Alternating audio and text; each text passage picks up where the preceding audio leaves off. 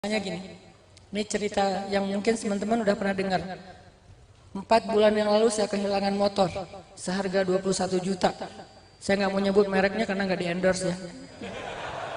Hilang motor, baru beli 2 bulan apa kurang lebih hilang. Lagi pulang malam-malam habis meeting sama teman-teman pemuda hijrah, taruh di carport karena nggak punya garasi, di carport aja, gerbang digembok. Subuh-subuh bangun, gerbang udah kebuka, gembok hilang, motor hilang.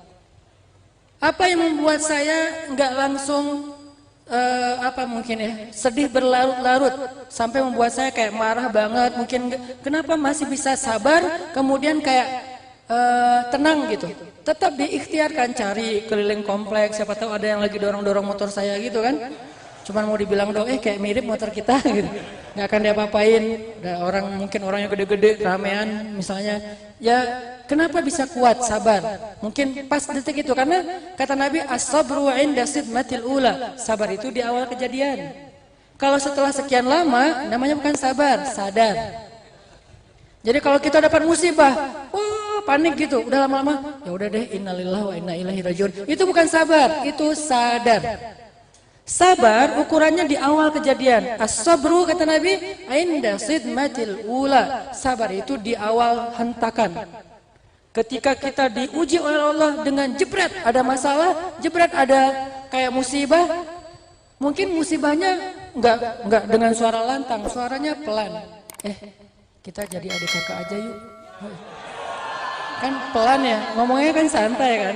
Tapi kan kayak musibah terbesar nomor 2 gitu dalam hidup. Terus gimana biar kita kuat? Nah disitulah ketahuan sabar atau enggak. Kalau kita marah-marah kayak di jalan gitu ya. Di jalan ada yang langgar lalu lintas, rambu-rambu, kayak kita disalib tapi misalnya enggak dengan cara yang benar. Dan seterusnya kita klakson, marah-marah sampai akinya habis, saking klaksonnya lama gitu. Pas sudah sampai di rumah, astagfirullahaladzim, ya udah deh sabar aja. Itu bukan sabar, itu sadar. Berarti dia udah kehilangan pahala sabar, nggak dapat lagi wabasyiris sabirin. Sampaikan kejutan ke orang yang sabar karena dia nggak sabar. Kita kira-kira lebih sering sabar apa sadar? Lebih sering sadar. Alhamdulillah masih sadar ya. Karena ada orang yang sadar juga enggak, terus aja kayak gitu. Tapi berarti kita jarang dapetin kejutan tentang orang sabar yang luar biasa. Nah, kenapa bisa sabar ketika terjadi misalnya motor hilang langsung nahan, jangan sampai kita berputus asa, nanya, mempertanyakan kebesaran Allah, apa maunya Allah, Allah nggak adil sama saya, kenapa saya terus yang kena, dan seterusnya dan seterusnya. Kenapa bisa sabar?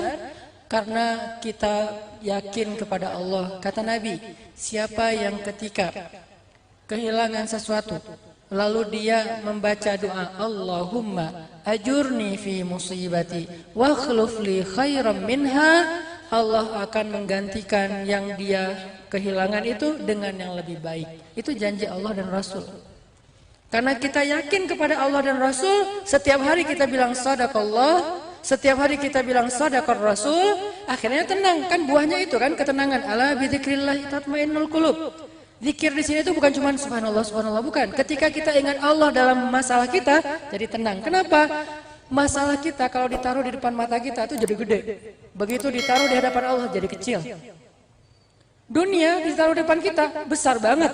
Dunia ditaruh di depan Allah lebih ringan daripada 11 sayap nyamuk.